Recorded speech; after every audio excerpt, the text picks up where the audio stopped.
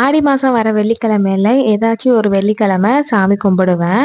இந்த வாரம் 3வது வெள்ளிக்கிழமையா இருந்துச்சு. இன்னைக்கு கும்பிடலான்னு பார்த்தேன். அதுக்கப்புறம் அடுத்த வாரம் வந்து வரலட்சுமி நோன்பா இருந்துச்சு. சரி அடுத்த வாரமே கும்பிட்டுக்கலான்னு சொல்லிட்டு அப்படியே விட்டாச்சு. நான் குளிச்சுட்டு வரக்குள்ளாட்டியுமே அம்மா சமையலுக்கு தேவையான எல்லாத்தையுமே ரெடி பண்ணிட்டாங்க. சாதம் ஒரு சைடு வச்சுட்டு சாம்பாருக்கு பருப்பை வேக வச்சுட்டாங்க. முருங்கைக்கீரை இருந்தனால அதை வந்து பொரியல் பண்ணிக்கலான்னு சொல்லிட்டு சேனைக்கிழங்கு ஊர்லேருந்து கொண்டு வந்திருந்தாங்க. அதை வந்து வறுவல் பண்ணணும். அதனால அதுக்கு தேவையான காய்கறி எல்லாமே கட் பண்ணி எடுத்து வச்சாச்சு.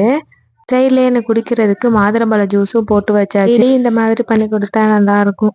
ஃபர்ஸ்ட் வந்து சாம்பாருக்கு அவரைக்காய் முருங்கைக்காய் இருந்துச்சு. அதை ரெண்டையும் போட்டு சாம்பார் வச்சாச்சு. சாம்பார் ரெடி பண்ணதுக்கு அப்புறமா தாளிப்பு போட்டு ரெடி ஆயிடுச்சு. கீரையும் ஒரு சைடு பொரியலுக்கு ரெடி பண்ணியாச்சு. சேனைக்கிழங்க வேக வச்சு எண்ணெயில பொரிச்சு அதுக்கப்புறம் வெங்காயம் தக்காளி பட்டை கிராம்பு இதெல்லாம் போட்டுட்டு நல்லா வதக்கிட்டு நம்ம பொரிச்சு வச்ச சேனைக்கிழங்க ஆட் பண்ணி நல்லா சுருள சுருள கிண்ணோம்னா சூப்பரா வறுவல் ரெடி ஆயிடும். எல்லா ஐட்டமும் வச்சு சூப்பரா சாப்பிட்டாச்சு.